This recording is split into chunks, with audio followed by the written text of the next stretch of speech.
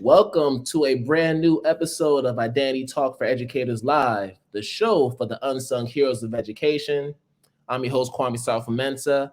And if this is your first time tuning in to the podcast, I welcome you and I hope that you'll come back for future episodes and new content coming from us. And if you are a returning listener or viewer of the podcast, as always, I welcome you back and I hope that today's episode is one that you find informative, enlightening, and of course, insightful.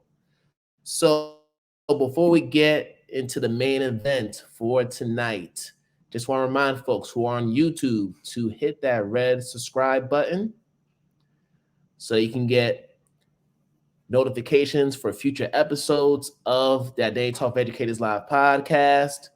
If you're tuning in from Apple Podcasts, Spotify, or wherever you listen to your podcast, you can subscribe there as well.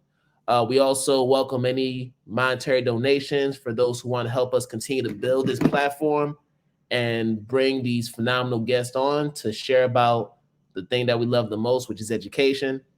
You can find us on Cash App or Venmo. If you're on Cash App, our handle is # IDTALK4ED.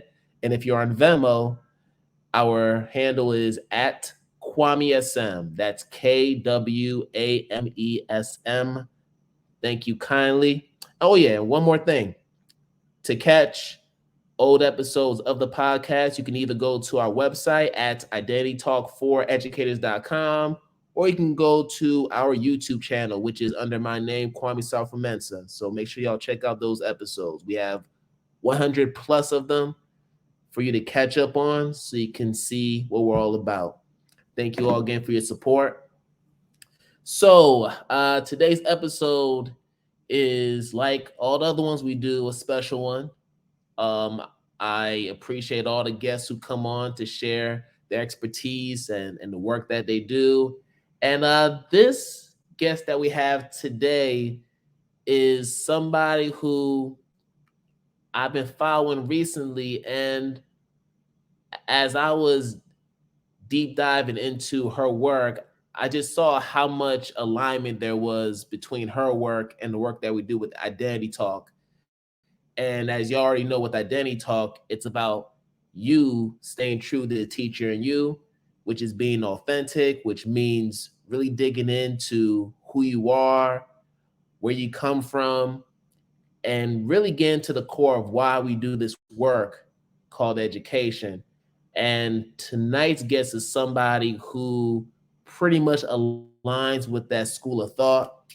And she's going to be coming on to share with us about her book, The Identity Conscious Educator, as well as a lot of the other work she's been doing with that. So without further ado, let's bring on Dr. Liza Talusan to the podcast to talk with us about her new book and what she's been up to since the publication of it. So let's bring her on.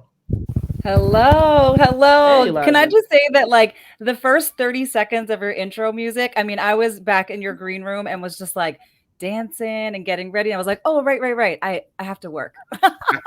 So you set just this amazing tone, and I'm so grateful to be joining you. Thanks for inviting me today.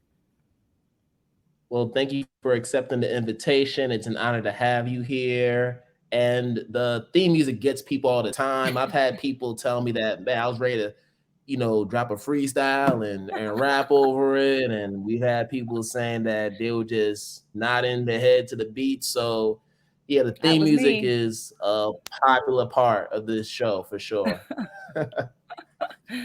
Yes, for sure. A great way to start the time Yes. together.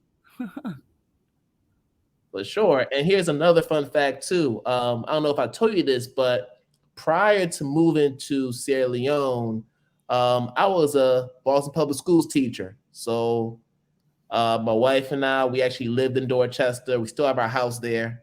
Um, and yeah, we had a lot of UMass Boston teachers at my old school, who would come in, do their practicum. I think there was one year where I actually served as a mentor teacher to one of the Nice. pre-service teachers. I think during my Nice. first year. So yeah, Yeah. we Thank you love our for UMass doing that. medicine teachers. Yes. I think Yeah, it's for funny that sure. you need to like explain who you are to me. You're like a known celebrity. I mean, all these awards that you've won, like big Massachusetts recognition, national recognition. So I love that you were like, I don't know if you know this. I absolutely know you. I've seen who you are. Like you are Uh, legendary in education. So thank you for that kindness of sharing that we are like have that good similar like UMass proximity area. I'm super proud of UMass Boston. So thank you for serving as a mentor teacher to folks. I mean, it's a university that stayed true to its mission around like serving in this urban area and being a source of higher education for lots of different types of people. So I'm super proud of the education department. So thank you for partnering and just inspiring new teachers to join the profession and be in it with us. Thank you for that. well, absolutely. And I want to make sure I extend that right back to you because the work that you do is very important, especially during these turbulent times, I must say. But we'll talk more about this as we get deep in the conversation. But before we get into the juicy stuff, I'd like to start from the beginning. So, this is called Identity Talk. And as you're very well aware of, in order for us to do the work that we do as educators, we got to do some digging deep into our own identities and to really talk about what brought us here, why we're here, and what continues to keep us here. So I'm interested in knowing from you what brought you into the education field. That's how we're going to start it. That's a great question. And, again, since I've like looked through your book, I mean, that whole question is the foundation of like what you and I both write about, right? That who we are informs and impacts what we do and what we choose. So, what brought me into the field of education is the story of my entire life, right? So I'm a second generation Filipino American. My parents immigrated here. They fled the Philippines in the mid 1970s when then President Marcos, who the country has elected another President Marcos, it declared martial law. And so it was a time of political uprising. My parents at that point had chosen to leave. And so even that narrative, even that like seedling story already informed who I am and what I do. I mean, for me, I have a very political identity. I'm someone who's really sought to find and shape better places, to really push back on systems. Sometimes my parents are like, not that proud fact that I do that. But I always say, like, it's your fault, right? You inspired me to push back on these systems because of what you did and how you engaged in that political space. So um that identity for me, right, being the child of immigrants, absolutely informed and impacted the kind of work I do as a teacher and educator. My parents, when they moved here to the United States, they didn't really understand the US education system. So when I think about all the parents and caregivers and adults who are helping young people navigate this world we call education, which honestly is really confusing, that shaped my identity as a teacher, someone who is constantly trying to create access to education and to information and opportunity. So that's one of the ways that I got into education. I was running an opportunities program, and really it wasn't just an opportunities program for students, it was opportunities for the whole family unit. So that's kind of one of the ways that I got into it. But I think my other identity is that of a middle child. And these are answers I don't think people normally give. Like, why'd you become a teacher? Well, as a middle child. But it's totally informed and impacted who I am. So, as a middle child of five, I had two older siblings who, I constantly had to like be smart with and be critical and act kind of cool and everything just so I could sort of hang out with them and their friends. And then I also had two younger siblings where I had to be playful and carefree and imaginative and curious. And so when I think about that being my upbringing, it probably makes a lot of sense that I was drawn to teaching middle school, that same age where like young people are trying to figure themselves out. Like they're not quite young, they're not quite old. So middle school teaching was always my wheelhouse where I really loved to be.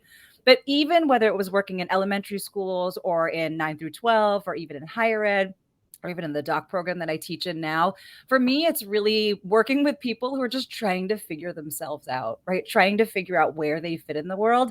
And to me, that is very much rooted in my identity as a middle child. I was just constantly trying to figure out who I was and where I belonged and like what I could contribute to my family or this friend group or to the world. And so that's actually what led me to teaching. I was like, oh, I could do that as a full-time job. I'm going to do that. So my 25 years in education have really been driven by my identity as a child of immigrants. It's been very much driven as a middle child trying to like figure out their way, and it's really been driven by helping other people really access opportunities both as young people and as these family units. And so that's really what's led me to education. It's also why I've stayed in it for so long. I love this space. Like I love trying to discover and learn and be in community with people. Does that sound familiar to you, Kwame? Like, is that sort of why you've stayed in it too? Yeah, for sure. And there's so much parallelism going on. So for one, you know this already, I'm sure. Um, I was a middle school teacher pretty much Yeah. my whole career, 6 through 8. That was my jam. Nothing beats middle school. And I also grew up as a middle child. So I had I no could definitely relate idea. to, Yes. yeah, I could definitely relate to, seeing my brother, making mistakes and learning from those mistakes, but also wanted to be around his friends and wanted to hang out with him because I thought he was the coolest thing in the world. And I still Yeah. think he is. I still look up to him. And he always provides that template for me to draw from. And then having a younger sister, Mm, I had to be the caregiver for her and help raise her. So, definitely those things yeah. resonate with me as well. Yeah. But you were talking about just your experience being second generation Mm, Filipino, and me being a first generation Ghanaian immigrant. Um, there are things I can relate to as far as my parents moving to the States and getting used to not only the education system but also experiencing their share of racism and discrimination right. from a professional standpoint. So and how they were able to overcome that, but also parent us in a way so that we wouldn't have to deal with a lot Right. of these things that they dealt with when they first arrived in the States. Right. And I don't know if this is the case for you, but I think when our parents come into this country, there's an overcompensation of their identity, Yes. you know, to the point where certain components get lost. So in my case, I'm not able to fluently speak my native tongue. My parents can speak it, and I grew up listening to them speak that native tongue, but I myself, even though I understand what they're saying, I can always respond. So I'm at this stage now where I'm actually trying to reclaim that. So I've Mhm. started taking online courses in Tree so I can Yeah. learn how to speak it and be fluent, because now that I have a son, I want to be able to pass that down to him. So I don't know if that's the case for you, with your native tongue. Yes, like enthusiastically so. I love the word that you just used, which was overcorrection. I don't think I've heard it articulated in that way, but the minute you said it, Kwame, I was like, that's the word. There was this overcompensation. My parents, the Philippines is an English speaking country. Because of colonization and military kind of overtake, right? There's a lot of US influence in there, but it still is very much another country, right? It's all Filipinos aside from like the expats and Americans and white people more specifically who are over there. But when my parents came to this country, first of all, they didn't know that they were going to be staying. They didn't realize this was going to be a permanent move for them. They thought they were just going to come for a little bit, go back to the Philippines, right? So this was never like, it was never going to be a permanent home for them until they stayed here and got jobs and started to create careers and had more children. I was the first one to be born here. My two older siblings were born in the Philippines. And so, when they came here, they did want us to have, at that point, remember this is like the 70s. They wanted us to have this traditional American lifestyle because they just didn't know how long we were going to stay. So we did all the stuff that I think you find in like classic Americana, right? We were in Girl Scouts and brownies, and we did like church basketball. I grew up in a very small town, so this was like the cool stuff that was happening over there. This was the social scene. It was usually sports and like some sort of religious group, student group type of thing that was happening. And so they didn't teach us Tagalog. I think they also were concerned about us having accents. And so they wanted us to not be influenced by a Filipino accent. They did speak Tagalog in the home, but they didn't speak it to us. And so they saved Tagalog for when they didn't want us to know what they were talking about. And I do believe in their heart of hearts that they believe they were doing the right thing, right? We are in America. We should be, again, quote, I'm using air quotes for those people listening, like we should be American, whatever that means. And so they, I'll use racialized terms, like they really whitewashed our experience at that point. But again, I think compassionately, when I look back on it, it was for survival, right? They didn't want us to be so different. So of course, now as an adult, I have a lot of compassionate regret, right? I really wish that we had learned the language. I really wish that I had spent more time with my mom learning how to cook these traditional dishes that really she only knows how to cook and cooks well. I will say, and I thank you for sharing about your child. I do have an older child that's in college, and thankfully she's going to a college where they have Tagalog classes. So she's now taken 2 semesters of Tagalog, and she's made my parents so proud because she'll like text them in Tagalog and have whole Tagalog conversations. And they love that. And I think they see in her, again, this opportunity that they had to teach us the language in that way. But, we grew up, when they immigrated here, they moved to Boston, right? Very racially diverse at that time. And they had gotten advice, like the best schools, again, I'm kind of using emphasis air quotes here, like the best schools are in the suburbs, which is code for white schools back in the 70s. So they moved us to a suburb, which was predominantly Irish and Italian. Again, knowing that people are familiar with the Boston area, that's like not that uncommon in Boston suburbs. And so we were now this brown family in this very Irish and Italian space. And so again, it made perfect sense to them that we would be as American as possible, that we wouldn't actually carry a lot of Filipino culture. Like that back then, we just called it survival. Now we call it code switching, right? Like, how do I kind of Right. move through these different ethnic and cultural spaces? But it sounds like what I'm hearing from you too, Kwame, that there was like a reason that our parents had done this. And you and I went through this journey, and now we're kind of at this new place of discovery together. It sounds like our stories are very similar in that way. Yes. I think we're 2 for 2 right now. Let's see if we go 3 for 3. So I want to stay on your childhood for a second and shift to your schooling. So, we did K-12 schooling in America.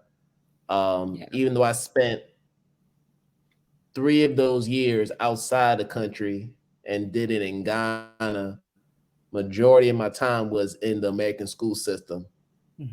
And I'm sure for you, there were some challenges that you encountered with regard to embracing your full identity, being a second generation Filipino and having to, reconcile with that while still trying to assimilate into the culture that was set at your school. So I'm wondering, and this is a 2-part question. One, did you experience those struggles, whether they were external or internal, with embrace your identity? So let's start with that question. Yeah, for sure. So again, being familiar with your book, I think our books really talk about this, that, going up in K through 12 schooling, I didn't call it traumatic back then, Kwame, but now looking back, right, I'm like, dang, that curriculum was really traumatic, right? Like, what were you all Right. teaching me? And so this was really what built I know we'll talk about the book later, but this is what was driving the Identity Conscious Educator book that I wrote. How did the identities of teachers inform and impact the kind of decisions that we make in the classroom. So I was the recipient of those decisions, right, in K-12. And how I was a recipient is I had all white teachers, Kwame. The first time I ever had a teacher of color was like my freshman year in college. And I was in a massive like psych lecture. There's probably 400 students in there. So it's not like I had a relationship with that professor in that first year. All of my teachers were white.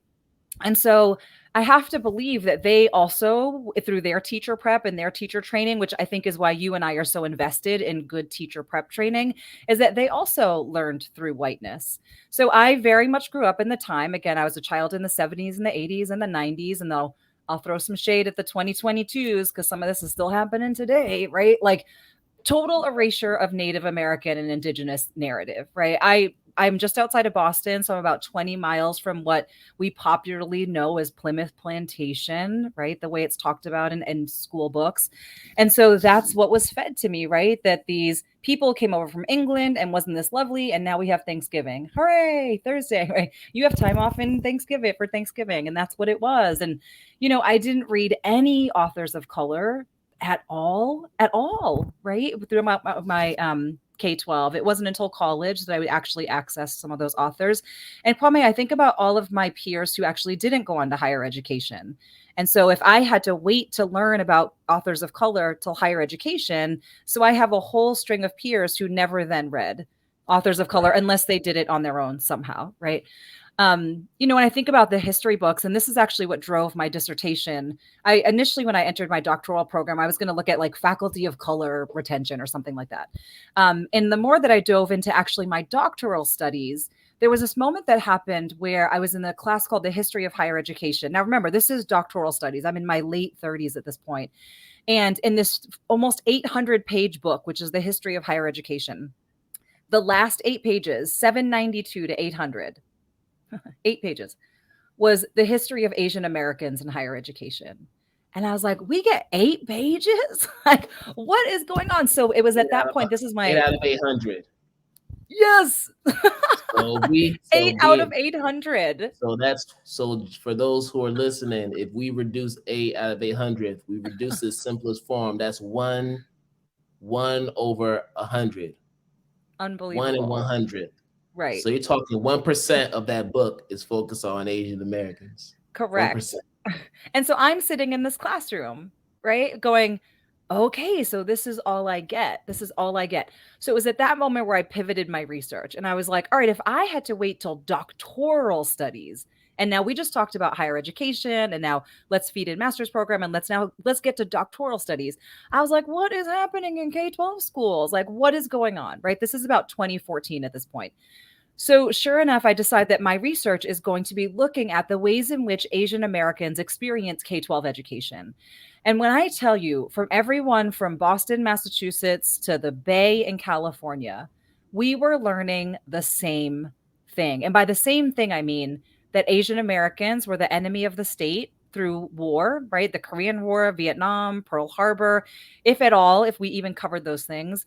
That in a couple of sentences, the Chinese built the railroad, but never talked about, right, enslavement. We never talked about death. We never talked about any of those things.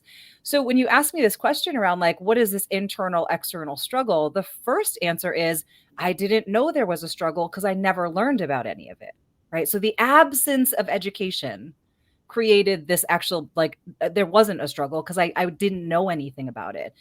But the second part for me is I did have moments, right? Again, I'm the only Asian American up until about like 9th grade when there was another one who kind of came to the school too.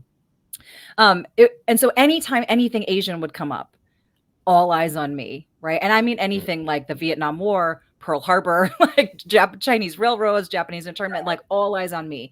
And there was one moment where my 8th grade history teacher had said something about the Philippines. And it's interesting, Kwame, because you'd think that I would be proud, right? Like, okay, repping the Philippines, like, here we go. And what I noticed in myself, remember, I'm like 13 years old, right? So this is 33 years ago to this day. I remember being so embarrassed, like, oh my gosh, please don't call on me. Like, please don't tell anyone I'm Filipino. Please don't draw any attention to me. And at that point, my history teacher had said, now the language is actually Tagalog. And he had said, "Oh, so and in the Philippines they speak this language called Tagalog. Hey Liza, does your family speak Tagalog?" And I'm like, "No." Like I just Mm. right, 13-year-old me just like shrunk. And that was the only time I'd ever heard about the Philippines was that moment in 8th grade. So, as an adult, that's when, Kwame, I was like, "What is going on?" And I'm unfortunately here to tell you that based on my research in like 2014 to 2016, it has not gotten much better. Although places like Chicago have just passed things like ethnic studies, the mandatory education of Asian American ethnic studies, Yes. amazing, huge movements in California. So things have definitely been changing. But for me, Kwame, that was this internal struggle. And it's why, and I believe it's probably why you wrote your book too, like what are these decisions that teachers are making in their curriculum, in their choices, in their interactions with students? Because as a student, I'm just kind of the recipient of that, and I'm putting it on teachers and leaders and curriculum developers to say, like, we have a responsibility to really interrogate our identities and how they're showing up in these experiences of our students. Is that, I mean, I'm like familiar with your book. Is that, it sounds like that's what was driving you too, is that right? You know what's crazy? When I wrote Shape the Teacher Identity Mm-hmm. back in 2018, I was still in BPS, still teaching full time. I didn't write it with the mindset of I didn't write it with the mindset of, focusing on race and focusing on, Mm-hmm. just the intersectional parts of our identity. I didn't have that knowledge back in 2018. These are things that I've learned over the past, honestly, 3 years. Mm-hmm. If you had asked me in 2018 to tell you what it means for Asian Americans and Pacific Islanders to be model minorities or to be perpetual foreigners, I couldn't tell you. I wouldn't be able to tell you. I wouldn't be able to tell you about, people like Grace Lee Boggs, who was Mm. vital in the Black Power movement in Detroit. I wouldn't be able to tell you about Vincent Chin, who was brutally Right, murdered. you right, know, like I wouldn't be able to tell you about these things because I right, didn't know. I had to learn these as an right. adult, right? Mhm, So when I wrote the book, it was more so to focus on really just the technical aspects of teaching and really just looking at like what shapes who we are. But in mhm, doing so, I wasn't looking so deeply into like my identity, like as far as mhm, like culture, race, even in that time, sexual orientation, gender, like all mhm, these things that we talk about now with intersectionality, that was not in that book, as you already know. So if I were to write that book again in 2022, it would look very different. And what's mm. funny is I'm actually in the process of writing a book right now, which is going to touch on a lot of these things. So hopefully it'll be out sometime next year. Yes, Work yes. to- Good. And what I appreciate about what you're modeling right now is exactly the space that I think we should be in as teachers and leaders. So you have this amazing book that you published a couple of years ago. You're a multiple award winner. You've gotten lots of accolades, and you're sitting here on this podcast going, "Dang, there were things I did not know 4 years ago. And there's things that I've learned, and now I'm like putting it out there about these new things that I've learned." And so, I want to amplify that piece, Kwame, because I think Yes. oftentimes we as teachers think that the learning is done, right? We did our programs. I'm a 40-year veteran, da da da. And I just want to thank you for modeling, like, hey, I've got this book and I've got this recognition, and people really are noticing what I'm doing. And I left some stuff out, right? Like, I've got a lot of growth still left to do. So I just want to say thank you for making that so public in here. Yeah, I appreciate that. And it's something that we still have to continue to do. Like I always say, when we're doing any work that is anti-bias and anti-racist, it's always about proactive and continuous capacity building. That's the key. We are always trying to learn more in order to do more. Mm-hmm. And if we're not in that space of humility to where we're critiquing, how we show up and how we present ourselves in the different spaces we occupy, the progress is just not going to be made. Right. It's as simple as that. Um, but there's so much that comes with that, which I know we're going to get to. But I want to talk about identity conscious. So when I saw your book, the cover, I was like, identity conscious. Yes. Obviously, it my eyes were just drawn to that. So I'm curious to know about the origins of that term, as far as how you arrived at it, and have you reached a point where you're now fully conscious of your identity, or is that still an evolution as we speak? So, based on my chuckling, it's totally an evolution. And again, I just am amplifying what you just modeled. Like, you think you get to a point where you know it, and then you look back, you're like, I didn't know anything. So, yes, totally evolving, right? And I actually have to say the reason why I wrote the book and the reason why I have certain activities in there is because those are the ones that I had shaped, or that I stand on the shoulders of other people who created some of those activities, where I'm like, wow, that right there, like that exercise, those questions, they taught me a ton about myself. And I'm going to be straight up with you. Whenever I do these workshops or facilitate these activities, I'm doing them right along with the participants. So when I say something like, hey, everybody, I'm going to give you 3 minutes to do this thing, I put on my clock timer and I'm doing it with them. And there might be people who've been to my workshops who are listening to your podcast who are like, oh, yeah, she does it. Because I'll hold it up and I'm like, here's just what I did in 3 minutes. So I am constantly learning, even in my own workshops, because who shows up to those workshops change and shift what happens in that dynamic. So to answer the second question, I know I'm not fully conscious of all these different spaces that I inhabit. So the first part about the identity conscious practice, I'm confident that I did not create that term, but it's a term that I've really been leaning into in response to like identity neutral. Whenever I was working with teachers or interviewing them or teaching them, and I would say things like, let's talk about identity. For me, it usually is focused on race. So, I'll say things like, let's talk about race, let's talk about identity. And hands down, the most common response that I would get is, I don't see race. I just see my students, or we're all people. And I'm like, yes. And like, of course you see race. So there was some sort of block in there where people just didn't want to acknowledge the obvious. And it was also in response to people thinking that talking about race or saying we see skin color, we see disability, we see gender, and as people articulate gender identity to us, to say that those don't play into our teaching and leading and learning and interactions is just ignorant, right? Because they do. Like, how do they not show up in there? So this aspect around identity conscious was in response to people saying that identity is neutral, that it doesn't show up, that it doesn't influence anything that they do. And what I wanted people to do, and that includes myself, is to better understand how identity informs and impacts how we act and interact and see the world around us. So I was moving away from does identity to how does identity. Like, I already believe at its foundation that identity does inform that. So this consciousness is just constantly raising our consciousness. And for me, I push back again against terms like cultural competency, because competency is just too hard to measure, right? That line around what is competent keeps moving. Also, who gets to say who's competent? But when I use the word conscious, that's really self-driven, right? I drive that consciousness. I drive what I understand and what I know and what I do and what I'm willing to engage in. So that's what identity conscious means to me. And that book is really about giving people, 13 chapters to explore how identity is just showing up in all these different spaces for us. Yes, absolutely.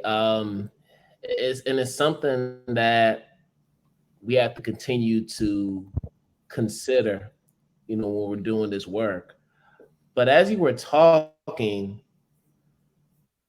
I was just thinking about these three P's. Like for the past 3 weeks, I've been thinking about these three P's that pretty much align with what we're talking about tonight. So we got privilege, we have positionality, Mm-hmm. power. Mm-hmm. And I'm of the belief that and I'm sure you'll agree with me when I say this, if we can maintain an awareness around these three P's, Yeah. we can really engage in identity work Yeah. with fidelity, humility, and honesty. Yeah. So like I don't want to dive too much into it because I want to make sure I give you a chance to just give your thoughts about what I'm just talking about right now with privilege, positionality, and power. Because we might Right. have some listeners and viewers who are probably thinking, like, what the hell is Kwame talking about these three P's and why are they so Oh. important and pertinent to what we're talking about today? So I want to give you the floor to just expound on that, if you may. Yeah, I feel like it's a whole other 45-minute podcast, but we can kind of like We'll put the give them little the abridged crumbs. version. We'll give the abridged version. Yeah, I mean, well, my first reaction when you say things like power and positionality and privilege is that people always tend to like all of a sudden the hair gets stands up on the back of their neck, right? They're like, "Ooh," right? They start to get in their feelings about it. And so for me it's also about like whenever I whenever, and I do a lot of race talk. I do a lot of things that kind of make that hair stand up on the back of people's necks. And I always say to people, that's an invitation, right? Yes. When you start to get that like feeling, instead of feeling like nerve, instead of thinking of it as a warning or a red flag, I ask you to think of that as an invitation. So, what is that little tingling inviting you to think about? So, when people hear things like power and privilege and positionality, usually that tingle is, someone's going to come for me. Someone's going to make me feel bad. Someone's going to say that I have too much of something. And I'm like, Right. okay, but what if it's an invitation to explore that question instead of going, ooh, who do I need to fight, right? Who do I need to start to like, get ready for? So the couple of things that I have to say about those three pieces. One, they're flexible and fluid. The power that I have with you right now could be very different power than when I leave my house to the grocery store, right? It's not Hmm. that we always have it all the time. It can change. And so that is your question about positionality, that depending on where we are and who we are and what's going on, that position changes. I mean, it also means, like, to say position, we have to believe that there's some sort of hierarchy in this world. And I don't know, hope this is not a news flash, folks, but there is, right? There's this like social, cultural, capital hierarchy that exists. Um, and then that piece around like, so power, privilege, and positionality, we think about privilege. I think people immediately go to this guilty stance. Oh, privilege. That means I didn't earn something. No, it doesn't mean you didn't earn something, right? I think we can talk about unearned privileges, but there are certain privileges that I have. I have certain financial privilege because I've worked and I've earned that money and I've done certain things. And so I always have to acknowledge that I move through this world with certain financial privilege that opens doors to me that other people don't have doors open to. And that privilege was not something I've always had. That privilege can be taken away tomorrow, right? Some of that is really fluid. But when we think about power and positionality and privilege, I I think my key takeaway is I want people to move away from thinking that's going to be like a red flag and to get ready for a fight, and to be, to your words, I love that you said humility and compassion, right? How do we start approaching these conversations with some humility and compassion about power and positionality and privilege? I think we're going to go a lot further when we open ourselves up to what those terms and conversations can be. But I love that you dropped it in there, and I hope you revisit it with some other guests on your podcast. Oh, it's a question that's going to be recurring for these next few episodes for sure. But really, just adding on to what you're saying, why those three P's are important is because as teachers, we have to understand how our positionality has an impact on our students and the way they view us Right. as authority figures, right? Let's think about, for instance, our emerging bilingual students in our Yes. class. Forget about what their first language is. Let's just look at the fact that we live in a white dominant culture where English is the language to Right. speak, and they may not have the full proficiency in that. So as a result, they're not able to access curriculum Correct. that other native English speaking students are able to. Right. That's a privilege for those students. Right. That's just a basic example right there. There are other examples that we can put out there, but We just don't have the time to do so. So I say all that to say we just have to be aware of who we are. If we don't even know who we are as people, Correct. if we're not aware of what those parts of identity are in relation to what the Correct. dominant culture says we should be, then how can we be in a position to do the greater good for our students? Correct. Because the reason why we're able to do the work that we do is because we know how it feels to be discriminated against. Yeah. We have an awareness of where we have privileges, but we also have an awareness of where we're oppressed or discriminated against. Correct. That comes Right. from identity work. And Correct. as we go through that process, we're going to fail. But the question becomes, how do you respond to failure? And this is something that I know you talk about extensively in the book, this idea of failure. And failure can be unpacked in different ways. Hmm. Like for instance, if we fail in being able to understand who somebody is, Hmm. let's say that we misgender Hmm. somebody who's in the LGBTQ plus community, Right. rather than trying to correct it, we then fall into a state of inaction. Yeah. That's our response, right? Failure, when it does happen, we might respond by just staying into that comfort zone, Yes. right? And I know we usually associate that with white folks whenever that happens, but it could apply to anybody. Yes. We really understand how identity works. So I want to give you a chance to just share, like, what does failure look like when you're engaged in this work Ooh. specifically? So I want to tell you, so I in the Identity Conscious Educator, I wrote a chapter on failure, as you mentioned. And up until publication date, I was like, I don't want to put this chapter in here. It curdled my stomach every time I proofread it, every time I thought about it being out in the world. I was very honest about a time, and to your point, like, it's not just white people who fail, right? I put out a time when I had so horribly failed two young Black men. And I'm sure I've actually done something like that multiple times. It is not possible that I've only failed young Black men once in my 46 years. But it was one that was just so painful, and one that really stuck with me. And again, every time I think about it, it really hits me in the gut. And up until that very moment, I was like, we got to pull this chapter. Like, I just can't put this out there. And so my publisher and I had a really good conversation, like, but isn't this exactly, Liza, what you want people to do, is to talk about their failures and get comfortable with the discomfort? And I was like, what book have you read? Right.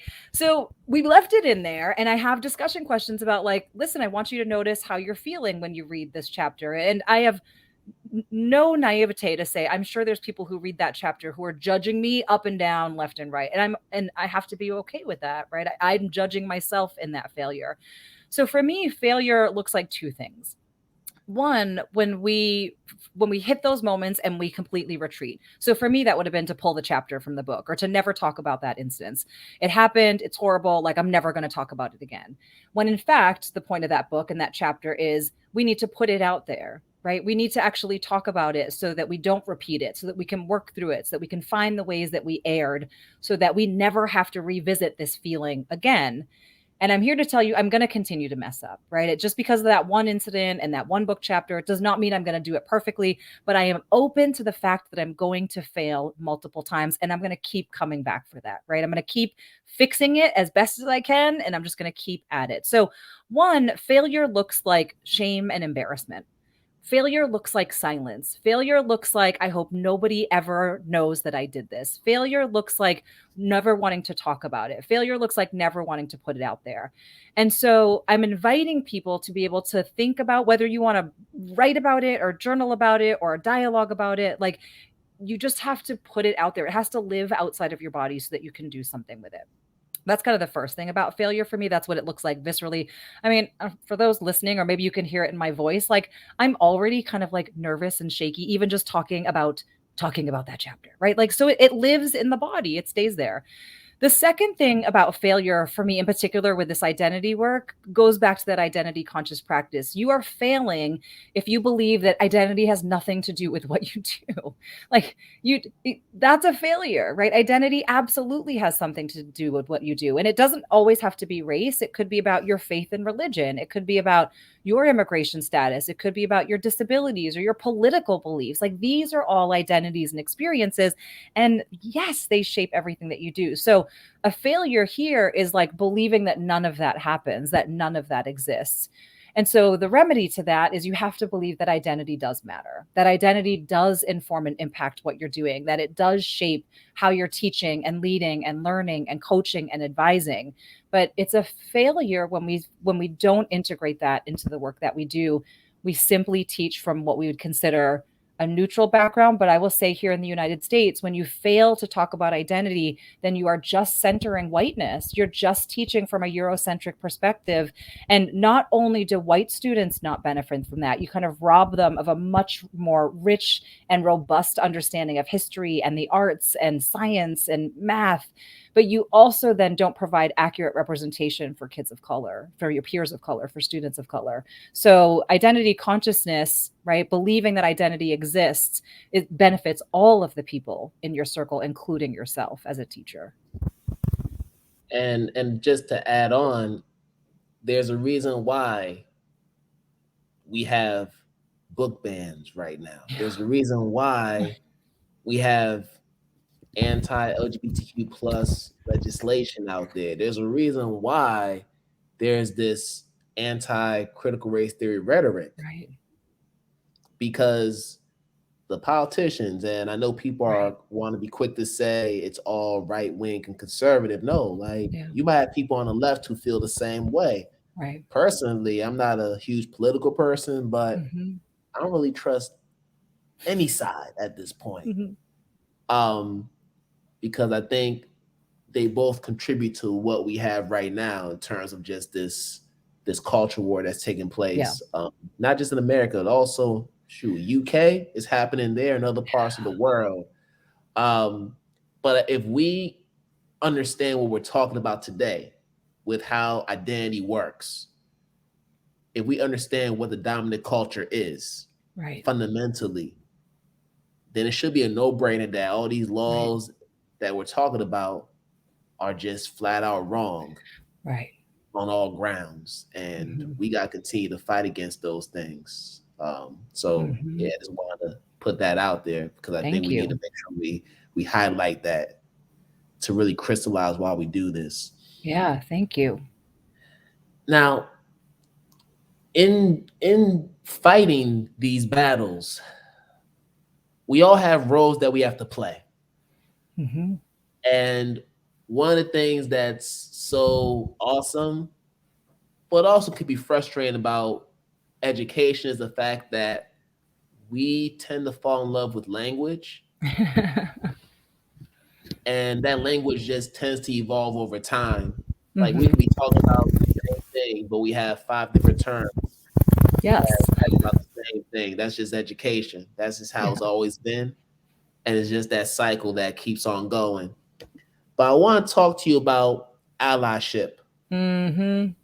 So when we talk about anti-racist work, and we were talking about, well, how can people get involved in these causes? Well, you can be allies. That was kind of like the floor. And then over time, we went from ally to, being a co-conspirator. Right. Now we're saying let's be abolitionists. Right. So it just continues to evolve over time. Now, here's what we can agree on. We can agree that allyship cannot be the ceiling anymore, No. because allyship is just becoming performative, Yes. right? But now to be an abolitionist, and I'm going to be very honest, it's one of those areas where I'm still learning and trying to figure out what does that Okay. exactly mean, and how does that differ from, being a co-conspirator? Because before, like, co-conspirator was where you wanted to be. Now we got to be abolitionists. Right. So I want to break down that distinction. Yes. This is like my favorite conversation right here because I'm on that journey too, right? I was definitely like, I'm an ally. Like I was flowing with the language as well. Okay, so first of all, props to Dr. Bettina Love, who for me really introduced this concept of abolitionist teaching through her book. We want to do more than survive, When it we want to survive, thrive. yeah. Yeah, amazing. And so, for those of you who are kind of still trying to figure out this abolitionist thing, Dr. Love also just has like phenomenal like videos that I think are so helpful. So props for me from me to Dr. Bettina Love in that way. So yeah, I mean, you're right, right? Like language flexes and flows. I mean, I also work in a space where we do a lot of what we call diversity, equity, and inclusion work. I mean, talk about another field where they've changed all the letters and all the acronyms and all the words and all that stuff. Now it's like nobody wants to talk about that. They just want to talk about belonging. And again, for those who are listening, like you could probably hear the swiftness of my eye roll through your headphones. But, that language just keeps on changing and flexing. And so, on one hand, language changes and flexes because people can't achieve the goal of what that language is. So they're like, let me just find another thing. So for me, it's always the target keeps moving, right? I always go back to like the target keeps moving, the target keeps moving. Okay. So that's one thing. The second thing is, I do think there are very distinct differences between ally, co conspirator, and abolitionist. And I'm here to say very few people, very few average people, are doing abolitionist work because abolitionist work is really about taking down this entire system, putting everything on the line. I mean, as Dr. Love talks about, when you think about the Underground Railroad, people had to trust each other. People just had to put everything on the line. You had a risk of getting caught. I mean, there were severe punishments for helping enslaved people. I mean, it was all over, right? For people who were trying to escape these enslaved spaces, like they just had to, they were, moving through the night, knocking on random strangers' door. Sometimes the people that answered the door were white people, right? Looked like the people who were enslaving them. So when you think about abolitionist work, it requires deep trust. And I have worked in education long enough to know that that's kind of missing from districts and school administrators and teacher prep programs and all those pieces. Now, and also, right, we have a couple 100-year-old system that is not working for people. And so abolitionist work really requires us to dismantle systems, to take really big risks. I have to say, Kwame, when we hit the pandemic, when everything started to change, I had this moment. I was like, this is our abolitionist moment. This is when education is going to fundamentally change. And then 12 months later, we were kind of back to business as usual. And now in schools, it almost looks like the pandemic didn't happen. I mean, there's no masks anymore. We're not in pods, right? It looks like school from 2019. So I feel like we had an opportunity to engage in real abolitionist moments in teaching. For me, co-conspirators, though, right? I think it's where most people find themselves. Like they take some risks, they're willing to put something on the line as long as it doesn't hurt them, right? They're willing to speak up until there's consequences. And then folks are like, I'm good, right? For me, allyship, which is kind of like walking ourselves back, allyship is super important. It is the first step. It's where people need to get their feet wet so that they can do better work as co-conspirators and hopefully abolitionists doing abolitionist work.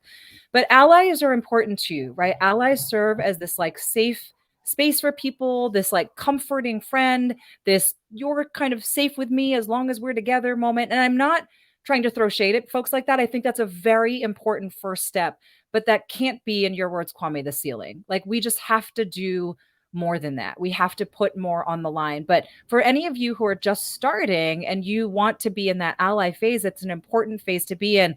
But just know that that's a phase of learning. It's a phase of skill building. It's a phase of habit building so that you can do more for yourself in the community. And that more is co-conspirator and abolitionist work. So for me, there are pretty distinct differences in those terms. All right, that was actually really helpful because I'm not even gonna lie. I was trying to figure out the distinction between being a co-conspirator versus being an abolitionist. So Yeah. that actually helped. So I thank you for doing that. And I got one more question. I Yeah. know we've been talking about your book, The Identity Conscious Educator. And this is probably a good question to end with before we get to lightning round. Um, as you know, there have been a gazillion of books that have Yeah. been written about anti-bias, Right. anti-racist teaching practices. A lot of good ones, I might add. Yeah. And sometimes when you're reading these books, they tend to sound a bit redundant, Right. which could be a good thing, but also an annoying thing at the same time. So I'm curious to know, how does the Identity Conscious Educator, your book, Yeah. compare to other books that are of similar content matter? Yeah. Well, first, thanks to all those people who wrote those books before mine because I read them all. Like they were incredible. You helped me to grow as an educator. You helped me to raise my identity consciousness through your labor and your writing. You helped me to better understand myself. So, like, lots of props to all of those books here. I'll just shout out. I'm reading Resmaa Menakem's book right now, My Grandmother's Hands. That came out a couple of years ago. It's really helping me to understand trauma that we Great book. hold in our bodies. So I am always grateful for the labor of writers and scholars who put work out there. And at the same time, I too was like, these kind of sound similar. Like, I feel like as a practitioner, I'm missing something. And so for me, what the Identity Conscious Educator did was it shifted from here's how to be a good teacher to going, what kind of teacher are you? Like, what's up with your teaching? Right. Like, it was less about like, here's what to do. And it's really going, but who are you? Like, who are you as a teacher? Like, what is up with that? And how are you showing up? So that was the first piece. The second piece was what I appreciated about other people's books was I really did like the workbook format. I really liked that. And some of the other books, Layla Sayed, White Supremacy and Me, there was a nice chance for me to like write down my answers to the questions in the book. So I did want a space where people could write that down. But what's a little bit different from mine is I think I deviate a little bit from the solely reflection questions to say here's some really interesting activities. Like here's some prompts that I want you to think about, but here's also this interesting graphic that I want you to work with. The other piece about that is my publisher made those all free reproducibles. So we didn't just want the reader to have that. We wanted to say, oh, you think that was dope? Why don't you go drop it into your department's box, like photocopy it or download it from the Solution Tree website and then like distribute it to your grade level team. So we really wanted that information out there. So the reproducibles, I think, is a really different piece. And then I think the final piece is that, even though it says it's the identity conscious educator building the habits and skills for more inclusive schools, I rarely found a book that really spanned the pre-K teacher to the doctoral faculty advisor. Because remember, most books were focused on grade levels, right? So here's a good early childhood book. Here's a good middle school book. Here's a good book for high school teachers. And for me, again, it wasn't about your age group because I'm asking you questions about you. Like, who are you as a teacher? Who are you as a coach? Who are you as a curriculum instructor? Who are you as a parent or caregiver? The other nice thing to know is that even if you're not a teacher, I think those are really good questions that you can ask as a family or as a auntie, right? Or as a tío, or so like someone who has young people in their lives that you want to grow and shape in there too. And then the third thing is the book is meant to be used in community. Again, what I appreciate about some of the other books was it was this very private journey that I was on, like with these reflection questions. But the Identity Conscious Educator is meant to be used in community. So you do this knowledge building, you engage in some reflection through your questions. And at the end of each chapter, there's discussion questions like, hey, get with the third grade team, get all the eighth grade history teachers together, get all the ninth grade advisors together. And here's 4 questions that I want you to talk about based on this chapter. So there's a lot of just building knowledge, engage reflection, move to action.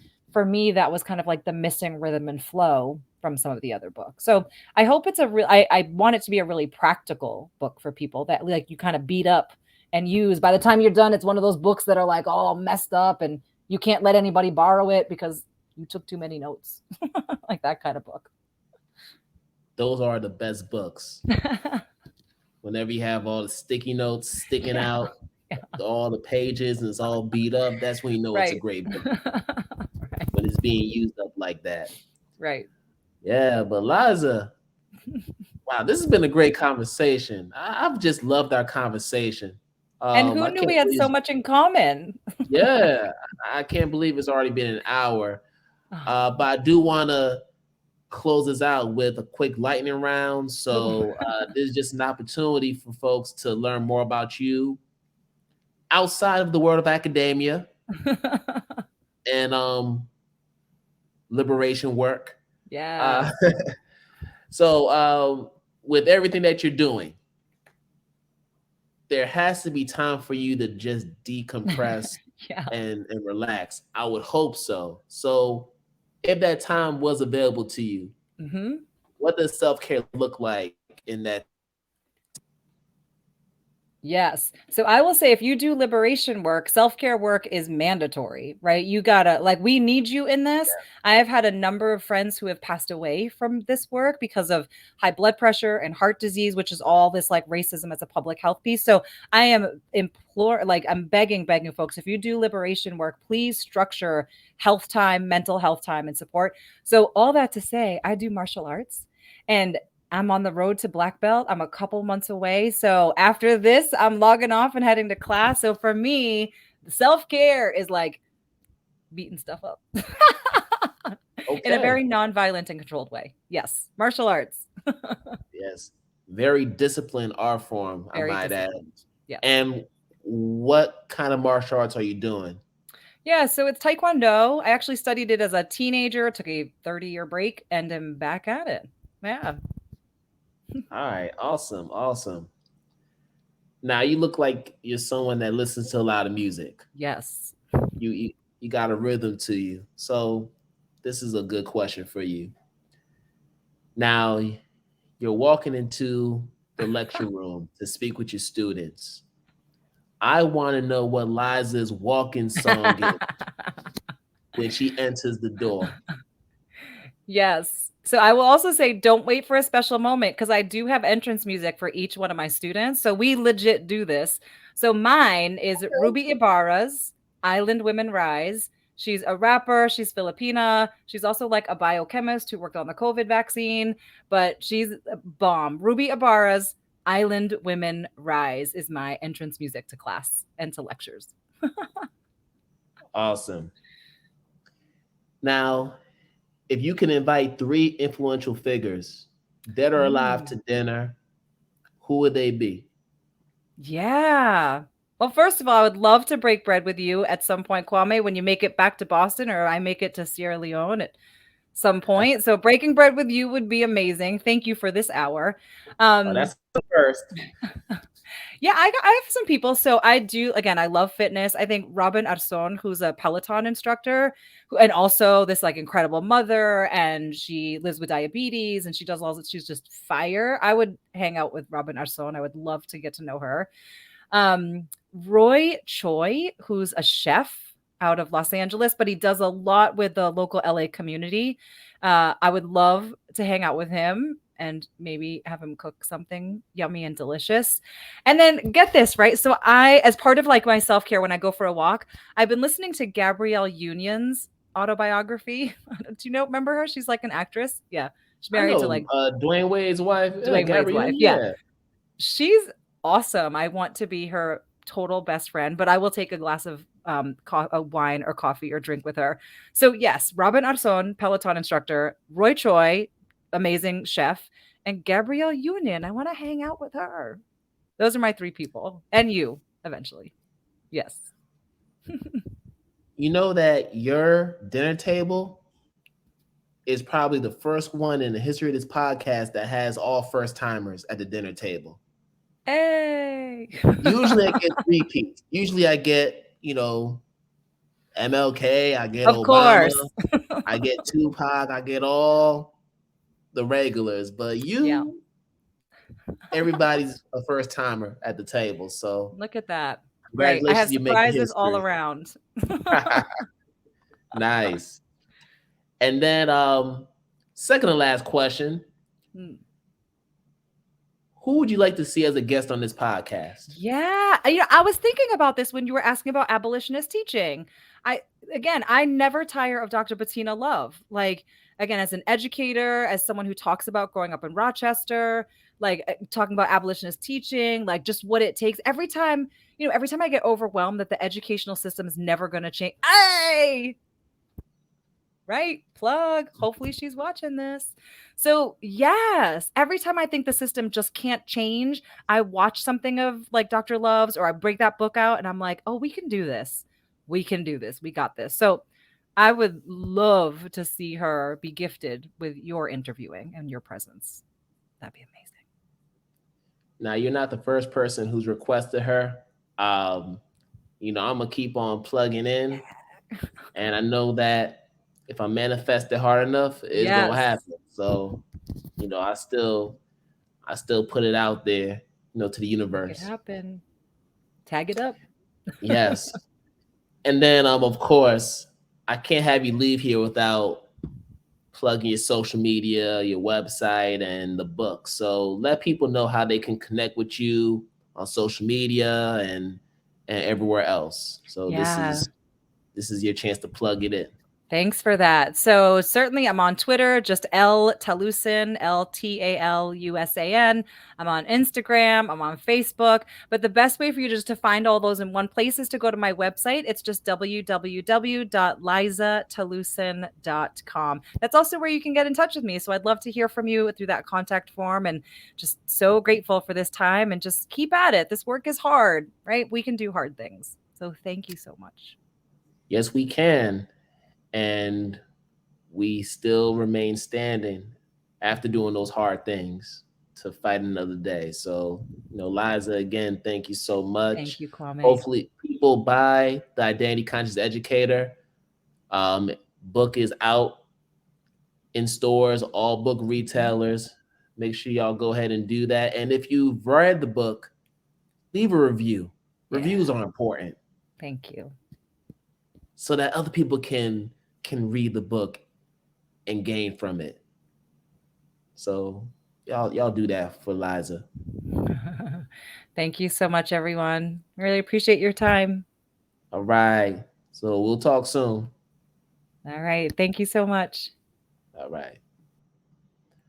All right, y'all. So we're about to end another fantastic episode of Identity Talk for Educators Live. And as always, I wish you all good morning, good afternoon, good night, wherever you are in the world. And we're going to do this again. Oh, another time. Peace out, everybody.